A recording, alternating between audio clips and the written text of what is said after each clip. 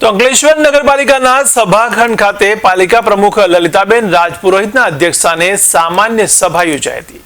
ત્યારે આતંકી હુમલામાં મૃત્યુ પામેલા લોકોને 2 મિનિટનું મૌન પાળી શ્રદ્ધાસુમન અર્પણ કરાયા હતા। ત્યારે વિપક્ષ દ્વારા રેલવે સ્ટેશનથી 3 રસ્તા સર્કલ વચ્ચેના મુખ્ય માર્ગને 75 લાખના ખર્ચે આઇકોનિક માર્ગના કામમાં ભ્રષ્ટાચાર કરાયો હોવાના આક્ષેપો કરવામાં આવ્યા છે। ત્યારે લોકોની અરજીનો નિકાલ થતો જ નથી તેવા પણ આક્ષેપો કર્યા હતા। ત્યારે આ સામાન્ય સભા દરમિયાન એજન્ડા ઉપર કુલ 19 જેટલા કામો હાથ ઉપર લેવાયા હતા, જેને મંજૂરી આપવામાં આવી હતી। આજ રોજ નગરપાલિકા સભાખંડમાં બોર્ડ મીટિંગ યોજાઈ હતી। આમાં એજન્ડા ઉપર 19 જેટલા કામ લેવામાં આવ્યા। તમામ કામો વધુ મતે તેમજ સર્વાનુમતે મંજૂર કરવામાં આવ્યા।